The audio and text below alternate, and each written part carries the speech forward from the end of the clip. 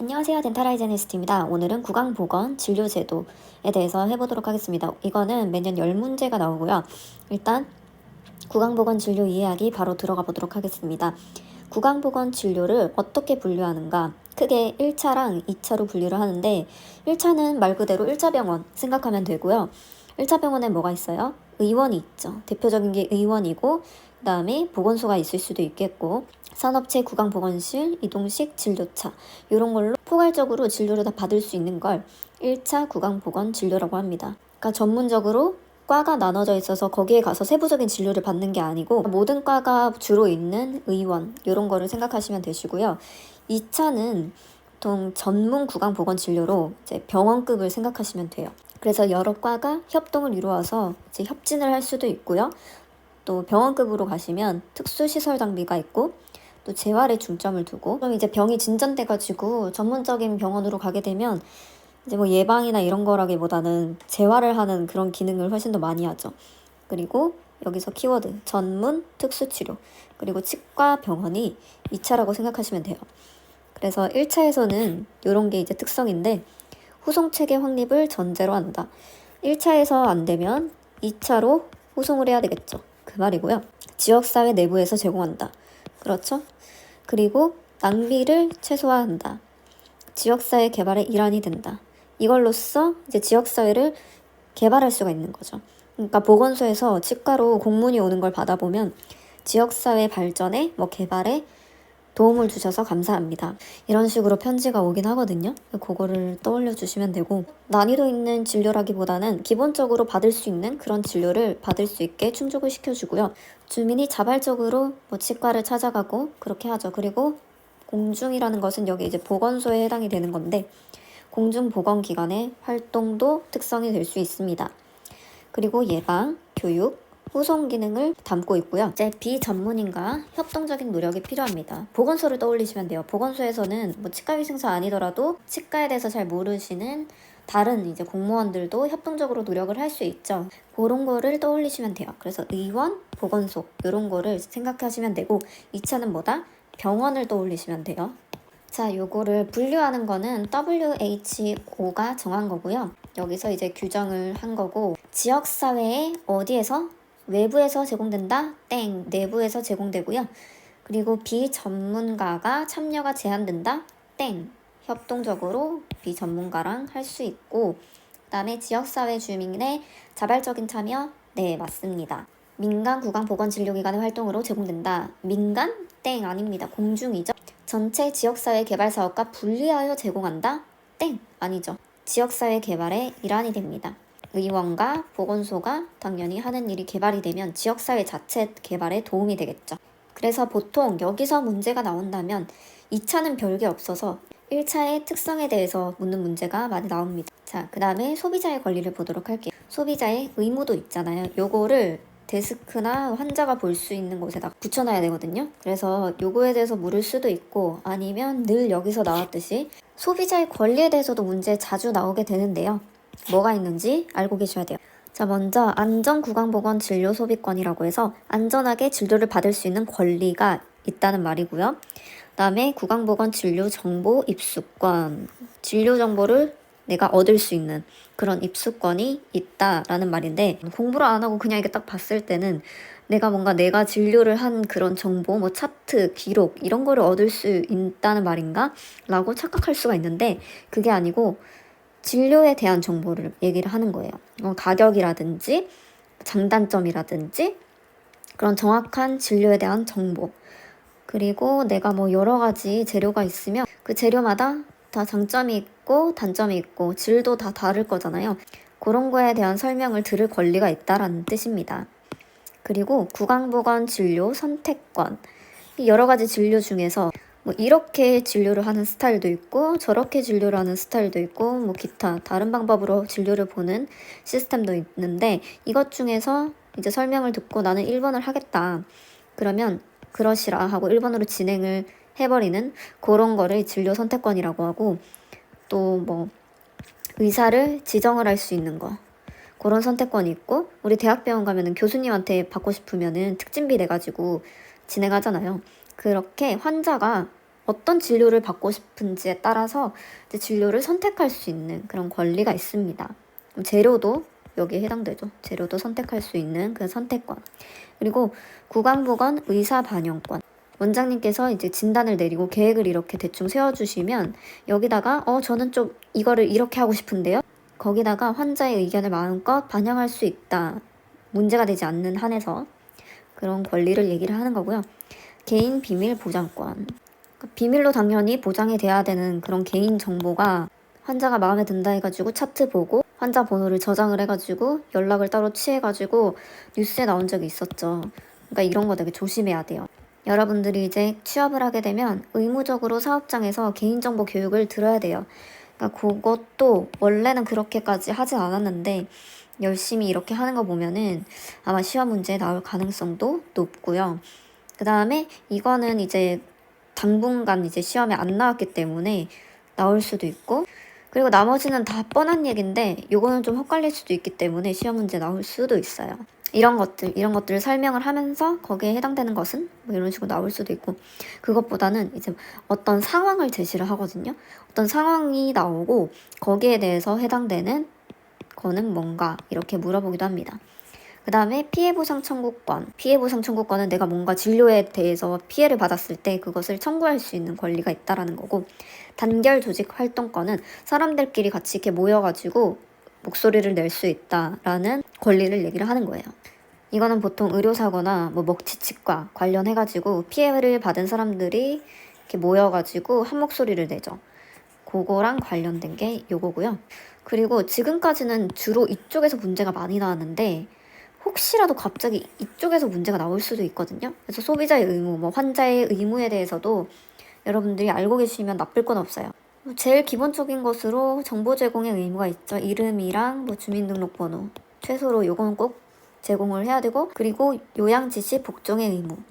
뭐 이거는 이러니까 이렇게 해주세요 라고 하면은 당연히 그대로 지켜야 되겠죠. 만약에 이제 검사를 하는데 물 마시면 안 되는 검사가 있잖아요. 그러면 그 당연히 물 마시면 안 되겠죠. 그리고 병원 규정에 따라야 되는 그 의무.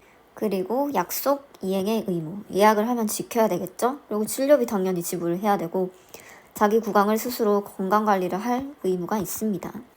이제 책에 있는 순서대로 공부를 할 거고요. 이 문제는 출제 범위에 나와 있는 그 순서이거든요. 그래서 참고를 하시면 될 것 같고요. 그럼 4번. 구강보건 진료비. 진료비를 어떻게 구분을 하는지를 아셔야 됩니다. 진료비를 조달하는 데 있어서 어떤 식으로 조달을 하는지에 대해서 나눈 건데요. 일단은 각자가 낼 수도 있고 집단에서 낼 수도 있고 또는 정부에서 내줄 수도 있어요. 자, 각자 구강보건 진료비 조달 제도는 자기가 진료를 받은 거를, A라는 사람이 진료를 받은 거를 그대로 A가 100%를 다 진료비를 내는 거를 얘기를 하는 거예요. 보통 이거는 비급여 생각하면 되죠. 비급여 진료. 진료를 받고 나서 자기가 다 결제를 하잖아요. 각자 알아서 진료비를 내는 방식이고요. 그렇기 때문에 돈이 많은 사람은 잘 내지만 돈이 없는 사람은 진료비를 지불할 능력이 안 되기 때문에 돈을 많이 가지고 있는 사람들은 진료를 많이 받을 수가 있겠죠. 그럼 편제 현상이 심화될 수도 있고, 또는 유효 수요. 요거는 뭐겠어요? 환자가 동의를 한 진료 내용인 거죠.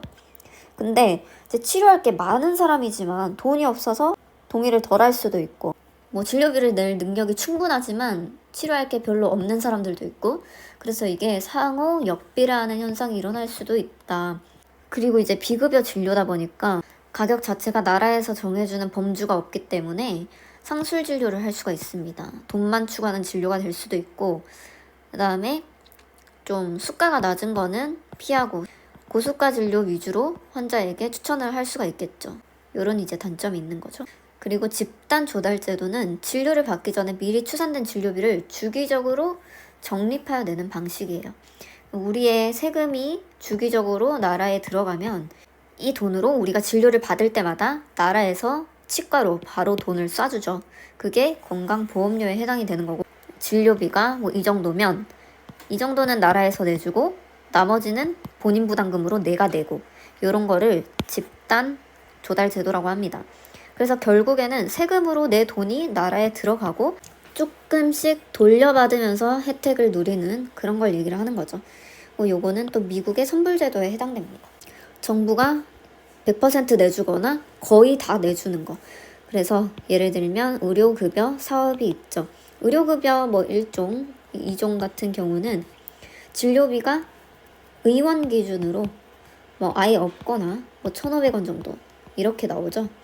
그래서 나머지는 다 나라에서 내줍니다. 그게 뭐다? 정부 진료비 조달 제도입니다. 자, 그러면 문제를 내볼게요. 소득 계층별 편제 현상이 심화될 수 있고 구강보건 진료비와 유효 구강보건 진료 수요는 역비례 현상이 나타날 수 있는 건 무엇일까요? 그렇죠. 각자 구강보건 진료비 조달 제도입니다. 자, 그렇다면 진료비를 지불을 할 때 어떤 기준에서 어떻게 나눠지는지를 보도록 하겠습니다. 일단 정책 기준으로 나눴을 때는 행위별 제도가 있고 인두당이 있고 포괄이 있어요. 행위별은 뭐냐면 우리가 지금 사용하고 있는 제도가 거의 행위별이죠. 행위마다 수가가 따로 정해져 있어서 특히 엔도 같은 경우는 와동 형성료 얼마, 근간 세척 얼마, 근간 충정은 얼마, 보철물 제거 얼마 이런 식으로 진료 행위가 들어간 것만 이제 결제를 하게 되는 거죠. 그렇기 때문에 많이 하면 많이 할수록 내가 받는 돈이 높아지니까 굳이 필요 없는 것도 진료를 할 수 있는 과잉진료가 단점으로 나타나고요. 그렇지만 이제 뭐 많이 하면 많이 할수록 기술이 발전되겠죠. 그리고 내가 한 거에 대해서 수가가 다 따로따로 매겨지는 거니까 내가 진료를 많이 하면 많이 할수록 의료비는 상승할 수 있겠죠. 그래서 스케일링이 지금 15,000원에서 20,000원 정도 하는데 이거 돈이 얼마 되지 않는 이런 진료를 계속 하는 것보다 큰 진료를 많이 하는 게 돈이 더 많이 되잖아요. 수가가 높으니까. 거기에 이제 추가되는 행위가 계속 추가가 되는 거니까 수가도 계속 추가가 되는 거죠. 그렇기 때문에 이제 예방적인 진료보다는 비교적 값이 저렴한 스케일링보다는 이제 뭔가 많이 할 수 있는 비교적 저렴하지 않은 그런 치료 위주로 진료가 많이 바뀌게 되겠죠. 그러니까 건강 향상은 되지 않습니다. 인두당은 뭐냐면 한 명당 얼마 이렇게 측정을 하는 거예요. 무슨 치료를 하든지 간에 상관없이 한 명에 뭐 10,000원, 뭐 한 명에 100,000원 이렇게 돼버리면 이제 치료할 게 많은 사람은 이득이겠지만 치료할 게 별로 없는 사람은 돈만 많이 내고 혜택은 적게 받고 진료는 적게 받으니까 별로 안 좋겠죠. 의사 입장에서는 많은 돈을 받고 적게 일하기를 원하잖아요.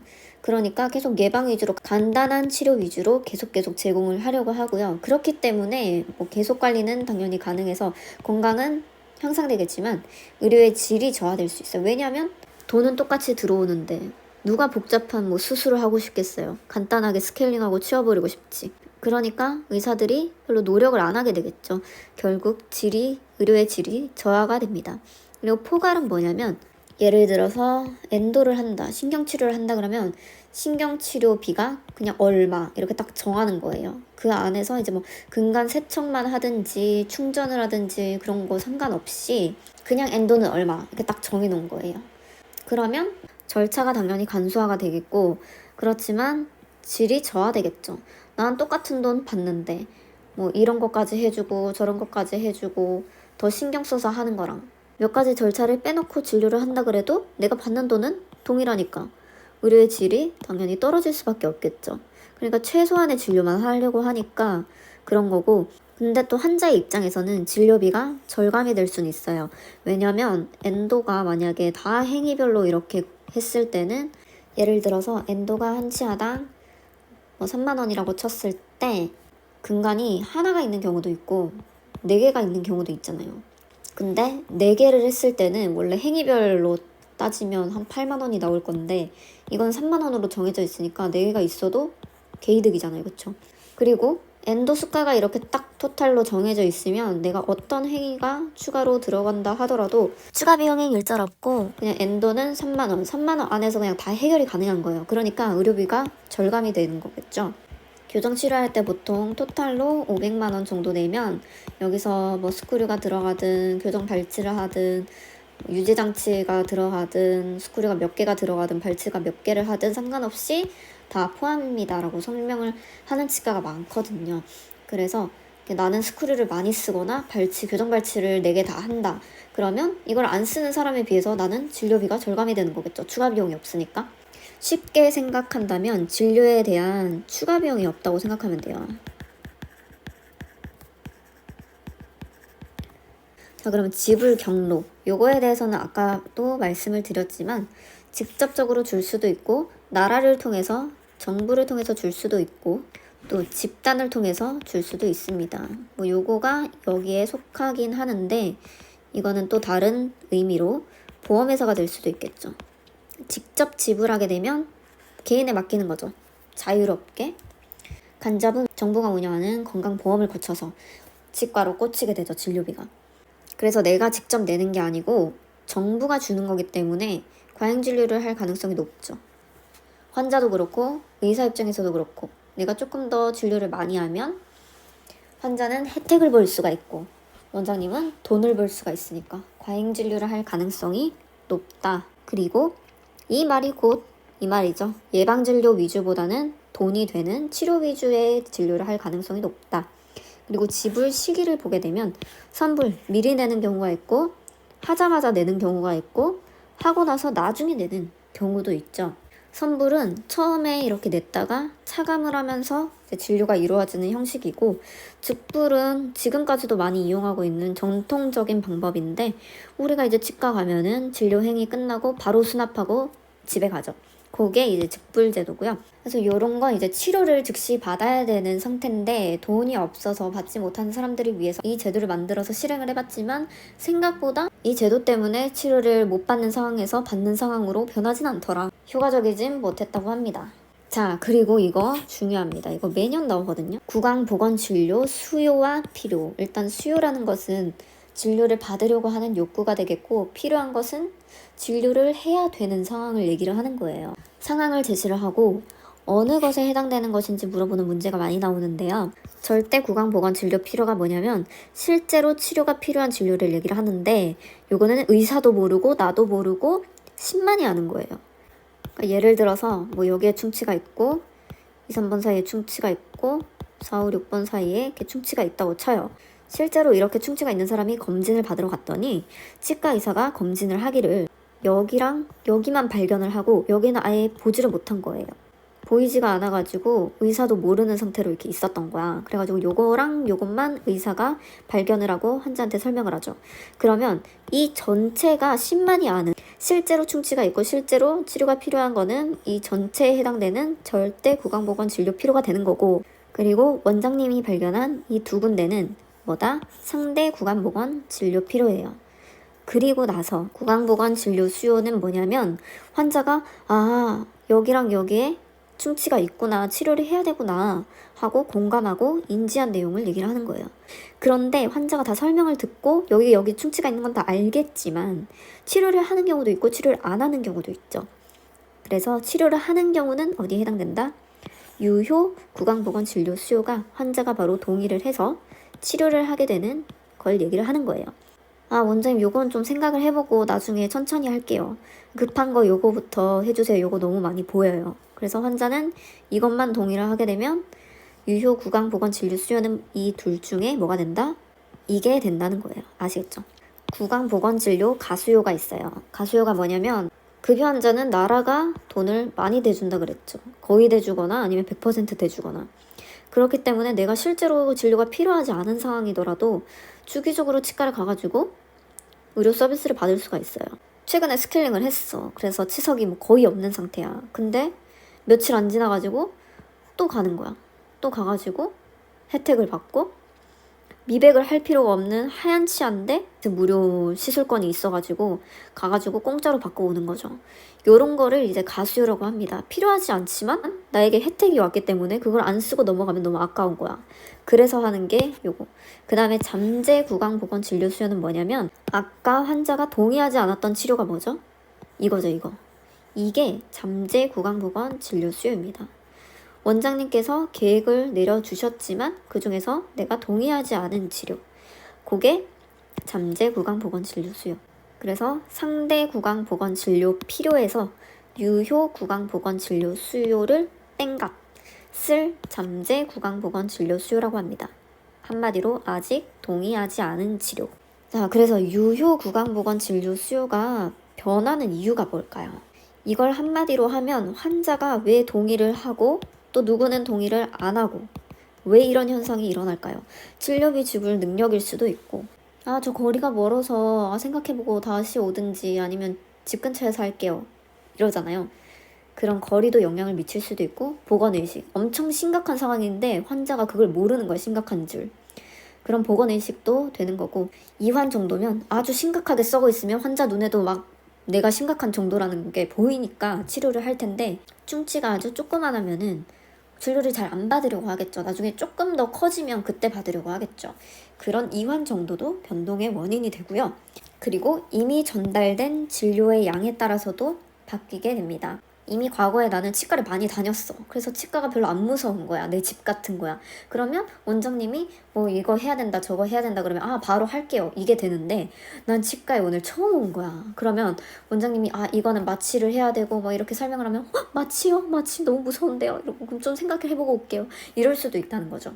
그리고 또 오히려 반대가 될 수도 있어요. 나는 이제 치과를 별로 안 왔지만 별로 안 왔기 때문에 또 이런저런 시도도 해볼 수도 있는 건데 또 어떤 분은 치과 치료를 너무 많이 해서 저 이제 도저히 지쳐서 못하겠어요 이러고 또 거부를 할 수가 있겠죠. 그런 여러 가지 이유로 이제 변동의 원인이 될 수가 있습니다. 자, 어떤 사람이 치과에 가가지고 검진을 받았어요. 원장님이 말씀하시기를 우식치아가 3개가 있고 치석이 엄청 많대요. 그리고 상실치아가 2개가 있는 상태고 상실치아 그리고 치은염이 있대요. 이 중에서 환자가 공감한 치료는 맞아요. 이거 치료해야 될 것 같아요. 라고 생각하는 게 우식치료 3개랑 치석 제거 요거 2개만 환자가 공감을 하고 인지를 한 거예요. 그런데 이것 중에서 환자가 실제로 치료한 건 치석 제거밖에 없다. 그러면 유효 구강보건 진료 수요는 뭘까요? 이거죠. 치석 제거. 실제로 치료를 받은 치아. 그게 유효 구강보건 진료 수요니까 치석 제거가 되겠죠. 자, 그렇다면 요거 인지한 요거는 뭘까요? 구강보건 진료 수요입니다. 자, 그러면 여기서 잠재 구강보건 진료 수요는 뭘까요? 상대 구강보건 진료 필요 전체에서 내가 실제로 받은 치석 제거를 뺀 나머지가 잠재 구강보건 진료 수요죠. 그리고 상실치가 2개가 있는데 요거를 수복하는 치료가 잠재에 해당이 될 거고 또 치은염 치료하는 거 치석 제거 말고도 뒤에 따라오는 잇몸 치료 같은 거 치주 치료 같은 게 잠재 구강보건 진료 수요가 되겠죠.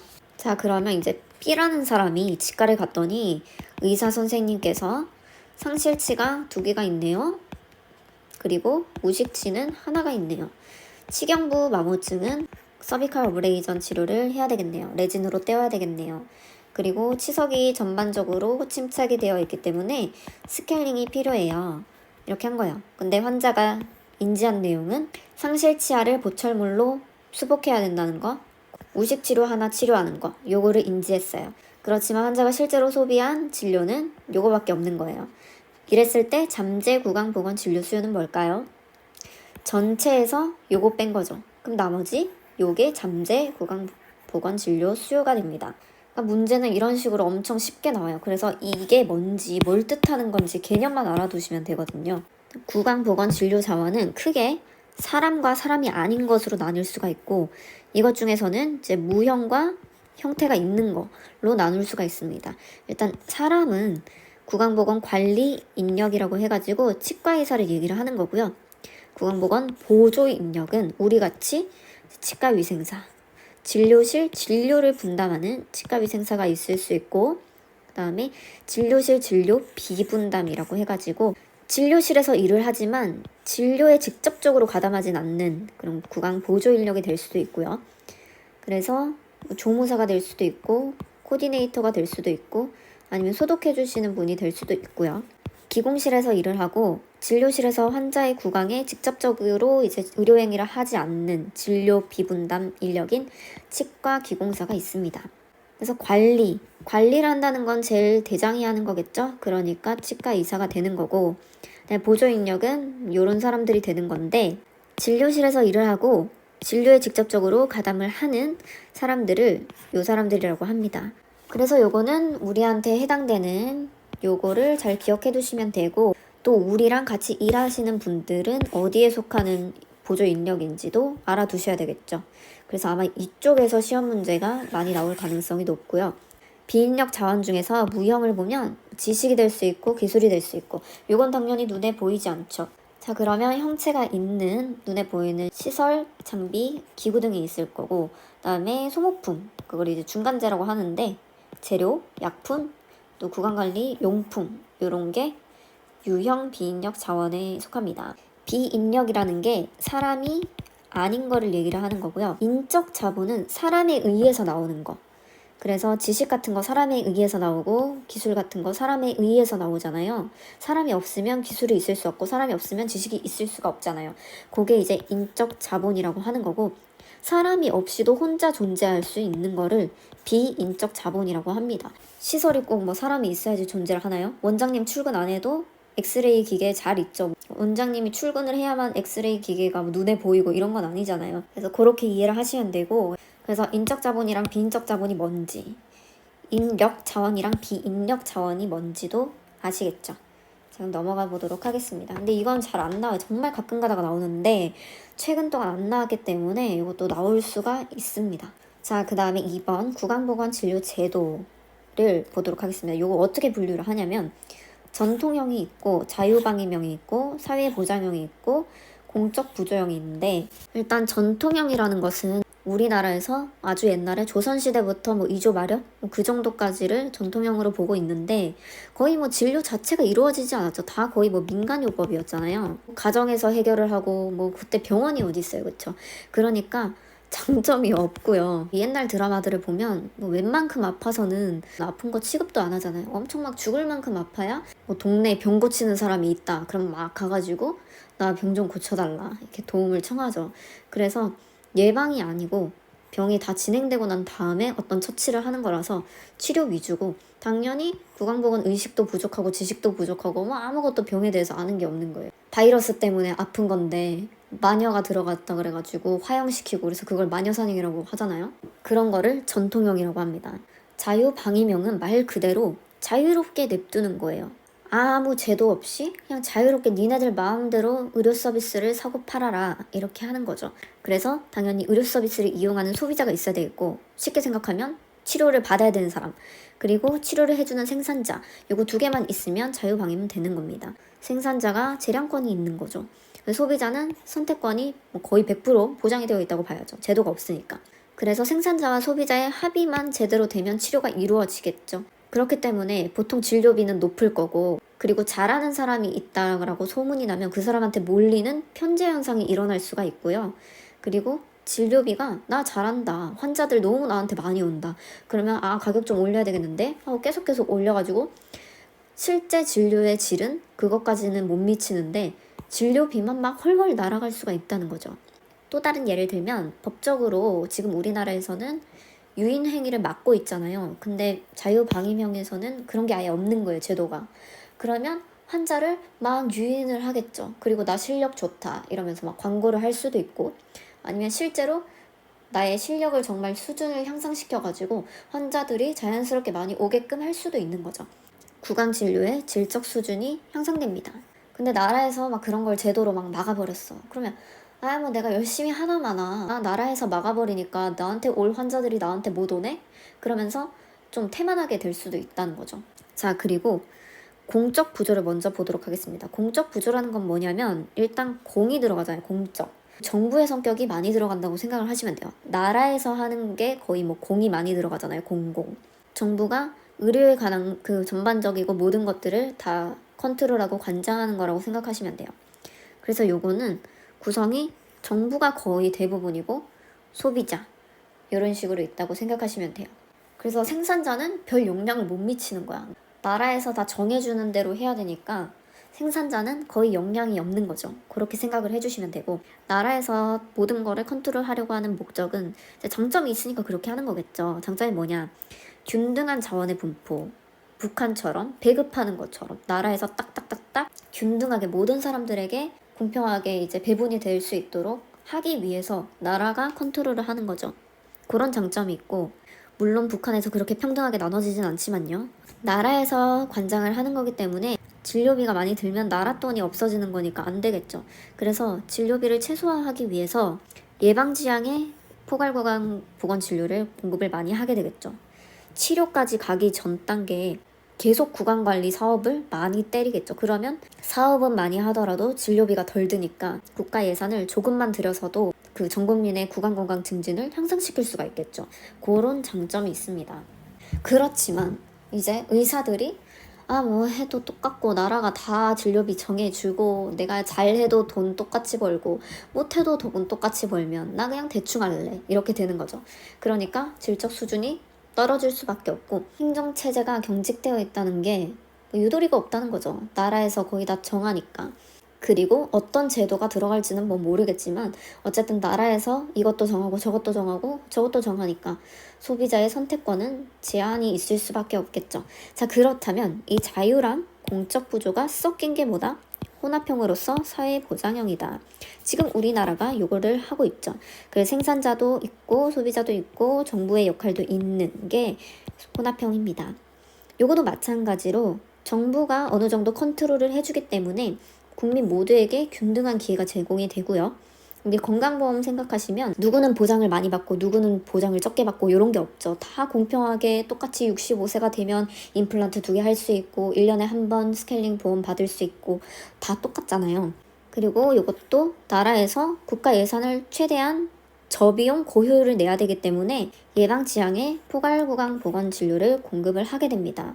그게 이제 장점이고 단점 같은 경우는 이것과 마찬가지로 의료의 질이 떨어질 수 있다는 거죠. 그냥 수가가 딱딱딱 정해져 있잖아. 비급여일 경우에는 모르겠지만 급여 항목에 대해서는 수가가 다 정해져 있기 때문에 내가 실력이 좋더라도 이 금액, 실력이 나쁘더라도 이 금액, 내가 꼼꼼하게 레진 충전을 해도 이 금액, 내가 대충 하더라도 이 금액인데 내가 왜 열심히 일을 해야 되나 생각을 할 수가 있어요. 그러면서 질적 수준이 떨어지게 되는 거고 우리도 생산자도 고려해야 되고 소비자도 고려해야 되고 그렇다 보니까 의료적으로 행정체계가 복잡합니다. 자, 그러면 제가 혼합형 구강보건진료제도의 특징을 말해볼 테니까 맞는지 틀린지 알아맞혀 보세요. 행정체계가 경직되어 있다. 땡이죠. 행정체계 경직되어 있는 거 어디예요? 공적이죠. 여기죠. 그리고 국민의 선택권이 최대한 보장이 되어 있다. 선택권이 최대한 보장되어 있는 건 당연히 자유겠죠. 그리고 정부의 간섭이나 통제를 최소화한다.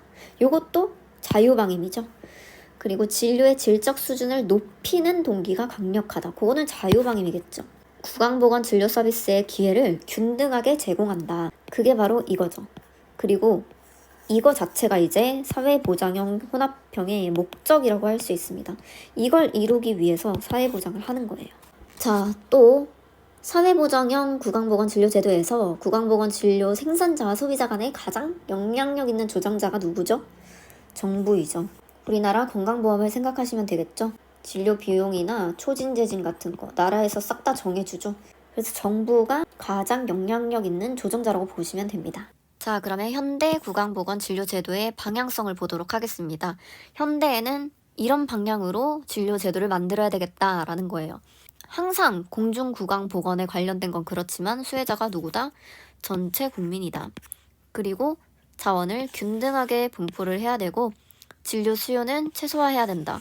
왜? 치료 목적이 아니고 치료가 되기 전에 조기 발견해가지고 보통 예방을 하거나 조기 치료를 하거나 그런 목적에 있으니까 그 말을 이런 식으로 바꿔서 얘기를 한 거예요. 그리고 상대 구강보건 진료 필요를 모두 해결하는 방식으로. 그러니까 치료를 받아야 될 거는 다 받도록 하는 거예요. 병이 더 악화되기 전에. 그리고 방금 말씀드렸지만 예방지향적이고 포괄적인 진료를 다 어우를 수 있어야 된다라는 뜻이고 6개월에서 12개월 주위에 계속 구강건강관리 제도를 운영하면 좋을 것 같다. 그리고 응급구강진료 제도도 개발 및 응용을 하는 것을 현대에서 방향성을 이렇게 두고 있습니다. 자, 그럼 현대 구강보건진료제도의 발전 방향으로 맞는지 틀렸는지 보실게요. 수혜자는 환자 중심이다. 땡. 전체 국민 중심이죠. 그래서 예방지향적으로 진료를 할 수도 있는 거죠. 진료 수요는 최대한 확대해야 된다. 땡. 최소화입니다. 이것 좀 헷갈릴 수 있으니까 꼭 짚고 넘어가 주세요. 그리고 소득 수준별로 구강보건 진료를 제공하여야 한다. 무슨 말도 안 되는 소리예요. 소득 수준별과 무관하게 어떤 차별이 있어서도 안 됩니다. 그리고 절대 구강보건 진료 필요를 모두 해결해야 한다. 절대 구강보건 진료 필요는 누구만 한다 그랬어요? 10만이 한다 그랬죠. 그러니까 이 말 자체가 현실로 일어날 수가 없어요.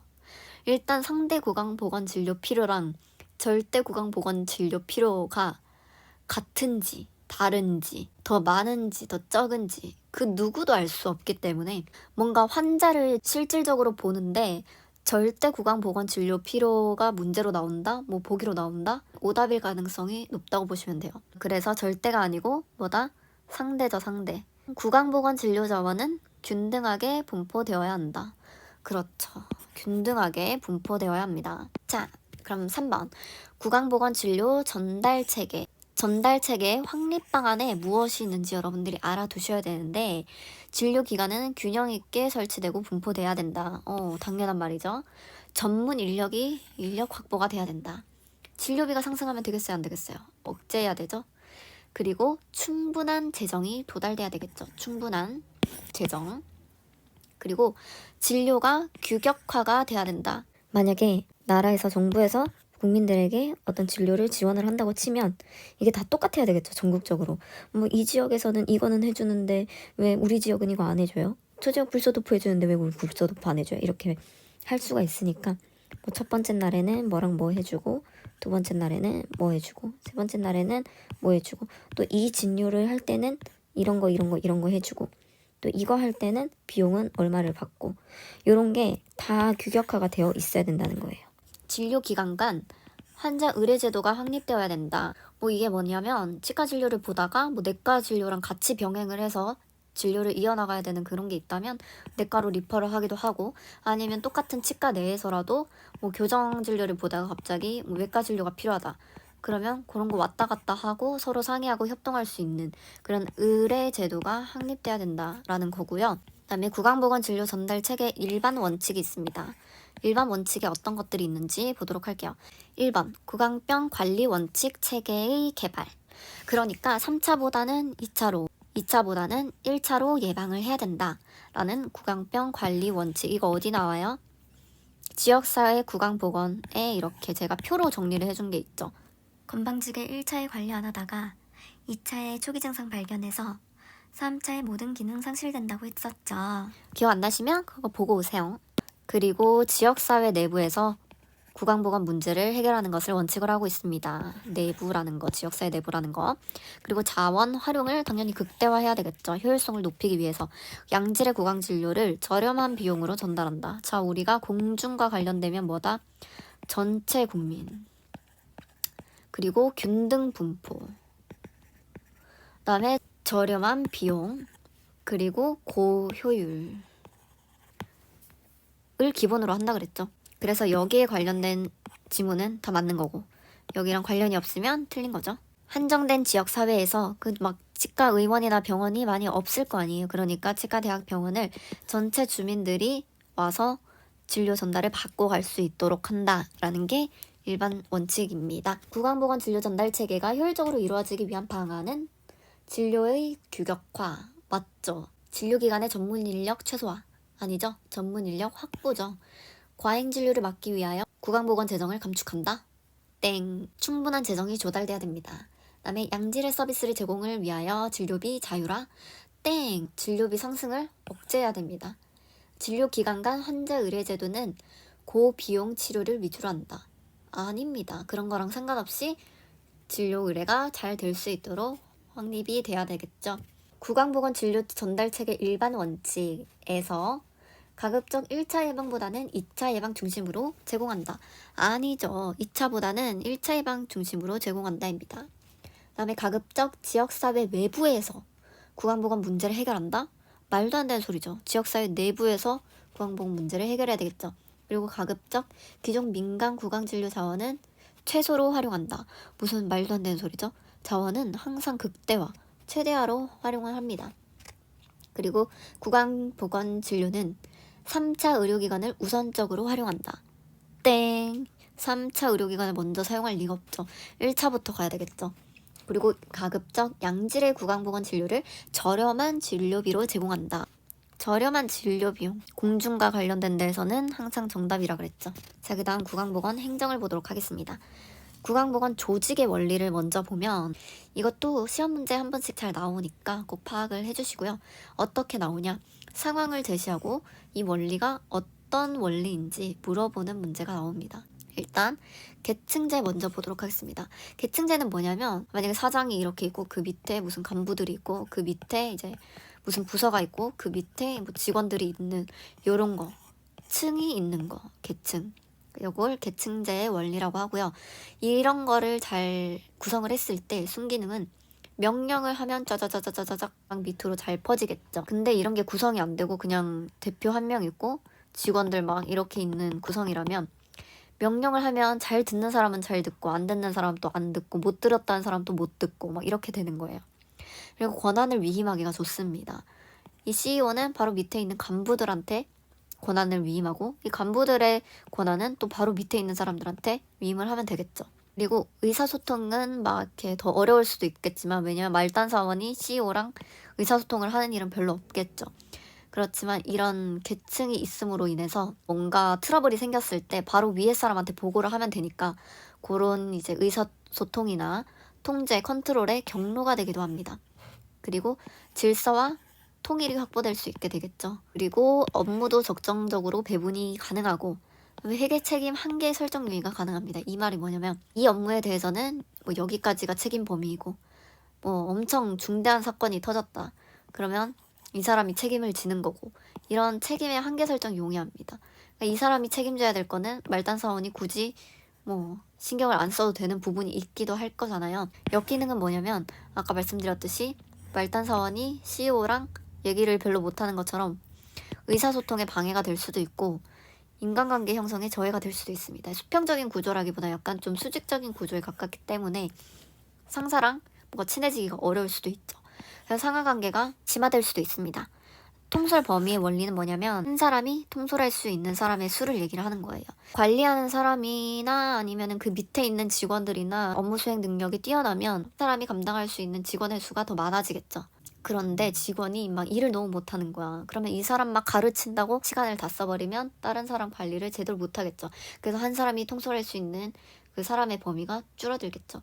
그런 업무 수행 능력 때문에도 차이가 있고 아니면 익숙한 직장이라든지 익숙한 업무라든지 그런 데 가게 되면 그 밑에 더 많은 사람들을 둘 수가 있는데 만약에 내가 너무 어색한 업무 환경이라든지 내가 너무 접해보지 않았던 업무라든지 그러면 내가 그 업무를 수행하기도 버거운데 다른 사람들이 제대로 관리를 할 수가 있겠어요?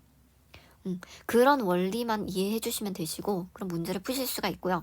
그다음에 명령 통일의 원리는 우리가 직장에 가면은 저 1년차 때 여기서는 뭐 A라는 방식으로 하라 그러고 저기서는 B라는 방식으로 하라 그러고 그래서 A라는 방식으로 하고 있다가 또 B라는 사람이 오면은 너 왜 A라는 방식으로 하고 있니? 너 내 말 뭐 한 귀로 듣고 한 귀로 흘리니?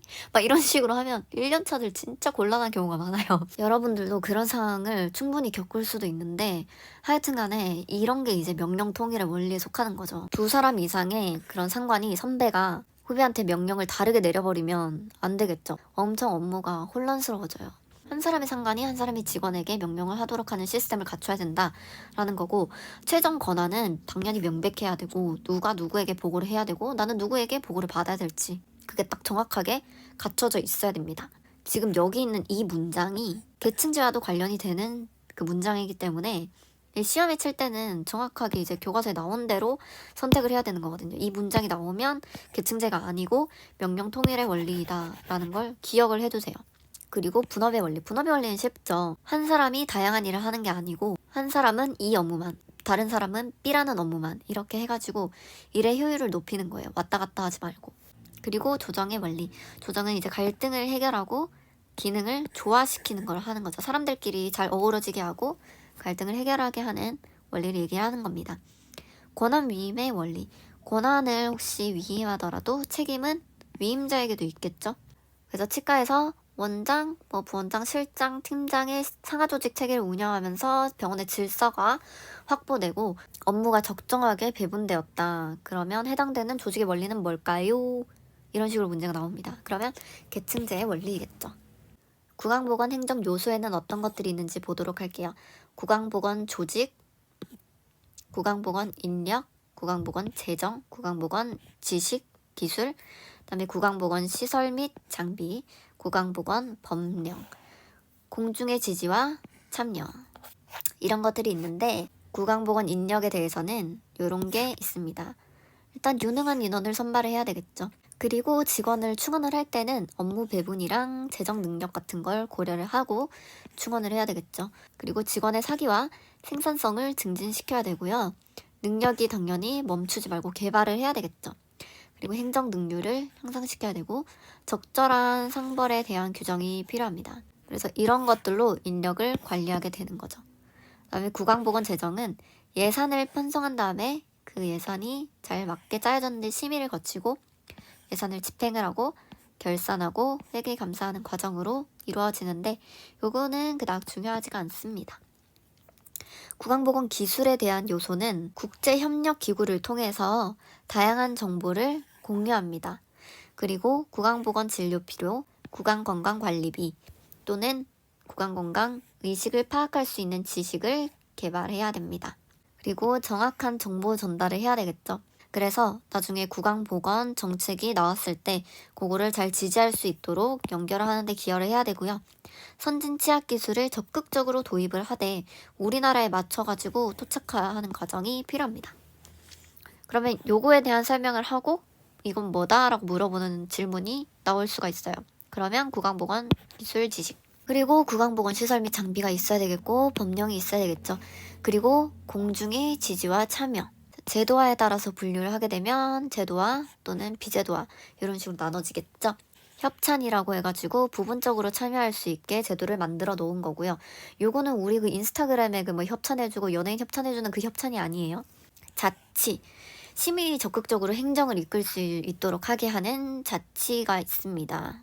그리고 제도화가 되지 않은 것들 중에 시민들이 참여할 수 있는 방법은 그냥 일방적으로 막 데모하고 운동하는 걸 얘기를 하는 거예요. 그런 식으로 자기의 의견을 낼 수가 있는 거죠. 그걸 이제 운동이라고 하고 그래서 시민의 일방적인 요구를 주장할 수 있는 운동이란 게 있고요. 그리고 시민 집단이 행정기관을 찾아가가지고 만나게 돼서 얘기를 하면 그게 이제 교섭인 거죠. 그리고 주도권에 따라서 분류를 하게 되면 행정주도형, 시민주도형, 수평형이 있습니다. 행정주도형은 하향식 그러니까 정부에서 시민 형태로 이렇게 내려오는 거고 시민주도형은 당연히 시민에서부터 시작해가지고 위로 올라오는 상향식이겠죠. 그리고 수평형은 시민과 정부가 이렇게 나란히 얘기를 할 수 있는 공청회가 있고요. 그런 식으로 이제 의견을 얘기하면서 참여를 할 수가 있고요. 행정 과정에 의해서 분류를 하게 되면 의제 형성 과정에 참여할 수 있는 방법이 있고 예산 편성 과정에 참여할 수도 있고 정책 집행 과정에 참여할 수도 있고 정책 평가 과정에 참여할 수도 있습니다. 이거는 이제 정책이 제대로 집행되고 있는지를 보는 과정이고 요거는 정책이 잘 되었는지 올바르게 집행되었는지 과거형이죠. 그런 걸 보는 평가하는 단계입니다. 비공식 참여자가 구강보건 정책 결정에 영향을 미치는 방법은 뭐가 있을까요? 운동이죠. 비공식 참여자가 운동을 통해서 정부의 의견을 낼 수 있고 참여할 수 있습니다. 자, 그다음에 7번 구강보건 행정과정입니다. 구강보건 정책의 요소를 보도록 할게요. 일단 정책 목표, 다른 말로 미래상이라고 하죠. 그 다음에 정책수단, 정책수단은 발전하고자 하는 방향을 얘기를 하는 거고 그 다음에 정책방안, 어떤 식으로 행동을 해야 될지 더 구체화시키고요. 정책 주관기관이 있어야 되고 요거는 정부기관이겠죠. 그 다음에 정책 대상 집단은 공중이 되는 거고요. 그리고 구강보건 정책의 반영사항에서는 구강 건강을 증진시킨다. 그리고 국민건강관리사업 중에 구강보건관리사업의 비중을 반영을 해야 되고요. 그다음에 민간 부분과 공공 부문의 역할을 따로따로 구분을 해야 되고요. 그래서 계층별 수혜 우선순위를 반영해야 됩니다. 그러니까 우선순위로 수혜를 받게 할 사람이라든지 아니면 진료 행위라든지 진료 방식이라든지 이런 등등이 반영이 돼야 되겠죠. 그리고 구강병을 예방하는 거랑 치료하는 거랑 구분을 해서 다뤄야 되겠죠. 그리고 구강보건 개발 및 사업에 대한 정부의 투자 의사가 반영이 돼야 됩니다. 그 다음에 우리나라 구강보건 정책이 요소가 되겠죠. 구강보건 정책 요소 중에서 2020년까지 한국 12세 아동의 DMFT 인덱스를 1.6개 이하로 낮추고자 한다. 여기에 관련된 구강보건 정책 요소는 무엇인가? 그러면 답은 정책 목표 또는 미래상이 되게 되는 겁니다. 정책 과정 한 번씩 읽어보시고요. 우리나라의 정책 과정에 문제점이 있어요. 이것도 그닥 중요하진 않은데 지나치게 큰 참여자의 역할, 그리고 제대로 기능 발휘를 못하는 국회, 관료 중심의 합리성에만 의존하는 결정, 그리고 결정이 비공개인 게 또 문제점이겠죠. 국민의 참여 기회가 극도로 제한이 되어 있어요. 이거 그냥 한 번씩 읽어보시면 되시고 시험에 그렇게 막 나오는 만한 건 아니에요. 나온다면 뭐 한 번씩 읽어보면 기억이 나겠죠. 맞는 것을 골라라, 틀린 것을 골라라 뭐 이런 식으로 나올 테니까요. 그리고 정책 과정의 참여자를 이렇게 나눈 건데 일단 공식적 참여자랑 비공식적 참여자를 나눴습니다. 공식적 참여자에는 대통령이 있겠고요. 입법부가 있겠고 행정기관과 관료가 있고 그다음에 사법부가 있죠. 입법부는 민의를 반영하고 국민의 의견을 반영하고 법률 및 예산 정책을 결정을 하고 정책을 집행할 때 통제와 감시를 하게 되고 결산을 통해서 정책을 평가하는 역할을 하는 곳은 입법부이고요. 공공문제에 관한 전문 지식과 관심이 높은 집단이 모인 게 행정기관과 관료들이겠죠. 각각 행정기관이 있죠. 거기에 대한 전문 지식을 가지고 있다는 거예요. 그리고 사법부는 어떤 역할을 하냐면 법률을 심사하고 법령 해석하는 권한을 가지고 있고 그거를 통해 이제 참여하게 되죠. 비공식 참여자는 일단 제일 중요한 우리 국민이 있겠죠. 일반 국민이 시민운동을 통해서 참여를 할 수 있고 의견을 제시할 수가 있고요. 또 지방행정에 시민이 참여할 수도 있습니다. 지방행정에. 그리고 이익집단, 다른 말로 압력단체라고도 하는데 요거 초딩 때 배우잖아요. 이익집단의 의견이 제대로 반영이 되려면 강한 결속력과 적극적인 활동이 아주 중요한데요. 그래서 우리 대한치과위생사협회가 바로 여기에 속하게 되는 거고 우리가 똘똘 뭉쳐야지 의료기사에 머물러 있지 않고 의료인으로서 발전이 가능할 수도 있겠죠. 그리고 정당이 있는데 정당은 공식적 참여자가 아니고 비공식적 참여자라는 거 기억해 두시고요. 정권의 획득을 목표로 하는 정치 조직을 의미합니다. 그리고 전문가 집단, 객관적인 정보를 제시를 하는 거죠. 공청회였나 뭔진 모르겠는데 무슨 클립을 본 적이 있어요. 실제로 시장에서는 어떻게 운영되고 어떻게 이루어지는지를 말씀을 해주시더라고요. 그리고 대중매체를 통해서 광고 같은 걸 만들어버리게 된다. 예를 들어서 뭐 캠페인 같은 거 홍보하잖아요. 그런 게 이제 여기다가 속하는 거죠. 그럼 그게 이제 이슈가 될 수도 있고 그 멈춰인지 그만인지 학교 폭력 하려고 하면은 뭐 멈춰 막 이렇게 하는 거 캠페인 하고 있잖아요. 그런 광고를 하면서 이제 정부의 목소리를 낼 수도 있는 방법도 있습니다. 비공식 참여자가 구강보건 정책 결정을 하는데 영향을 미치는 방법은 정당은 로비 활동을 통해 참여한다. 맞나요? 뭐 일부의 사람은 그렇기도 하지만 그게 바람직한 행위는 아니기 때문에 이게 정답이 될 수는 없고 일반 국민은 시민운동을 통해 참여한다. 이 말은 맞는 말이고요. 이익집단은 정권의 획득을 통해 참여한다. 아니죠. 정권의 획득을 목표로 하는 것은 정당이죠. 그리고 대중매체는 객관적인 아이디어 제공을 통해 참여한다. 아니죠. 객관적인 아이디어는 전문가가 하는 일이죠. 그럼 막 멈춰가 객관적인 아이디어는 아니잖아요. 그리고 전문가 집단은 보도를 통해 특정 이슈에 관심을 불러일으키는 방법으로 참여한다. 대중매체에 관한 설명이겠죠. 자, 그리고 결산을 통한 정책 평가를 하고 정책 집행에 대한 통제와 감시를 하고 정책 의제 형성에 대한 국민 의사를 반영하는 것은 어떤 참여자죠? 입법부죠, 입법부. 그리고 무슨 참여자? 공식적 참여자입니다. 자, 그러면 마지막입니다. 8번 사회보장, 9번 의료보장에 대해서 이해하기 였고요. 요거는 외울 필요가 없어요. 이해만 하시면 충분히 풀 수 있는 문제만 나오기 때문에 자, 일단 사회보장이 뭔지 의료보장이 뭔지 아셔야 되는데 자, 일단 사회보장이라고 하면 사회, 뭔가 정부가 우리의 삶을 보장을 해주는 거를 생각을 하시면 돼요.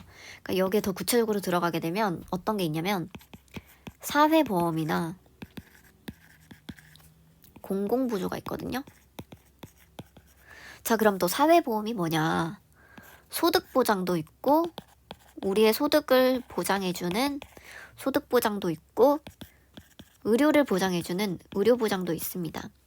공공부조에도 마찬가지로 우리의 소득을 보장해주는 소득보장이 있고 의료를 보장해주는 의료보장도 있습니다. 사회보험에서 소득보장은 어떤 게 있냐면 산재보험이 있고요. 산재보험, 그 다음에 연금보험, 그 다음에 고용보험,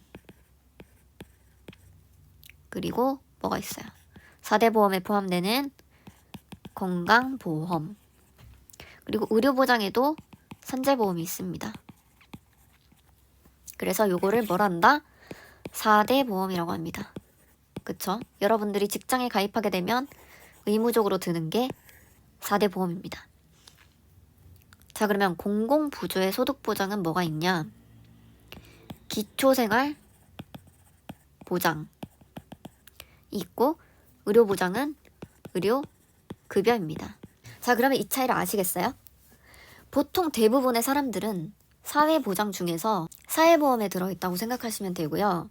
여기서 이제 우리의 소득의 안정을 보장해주는 뭐 산재보험, 우리가 다쳤을 때 보장해주고, 연금, 이렇게 축적했다가 적립했다가 나중에 일을 안 하게 됐을 때 나이 들어서 받을 수 있는 그런 생계수단이 되는 연금보험이 있고요. 고용보험, 우리가 고용보험을 내게 되면 뭐 강제로 잘리거나 일을 쉬게 됐을 때 나라에서 소득을 보장해주죠.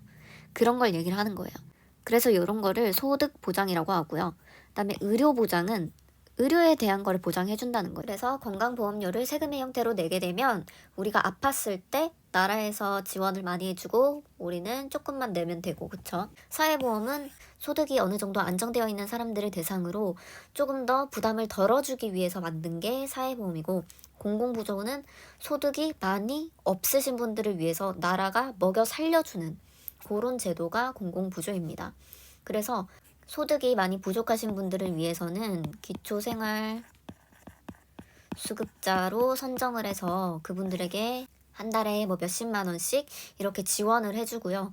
또 돈 말고도 필요한 학용품이라든지 쌀이라든지 이런 것들을 지원을 해줍니다. 그리고 뭐 대학교에 갈 때 등록금을 나라에서 대준다든지, 그래서 이런 형식으로 소득을 보장을 해주고요.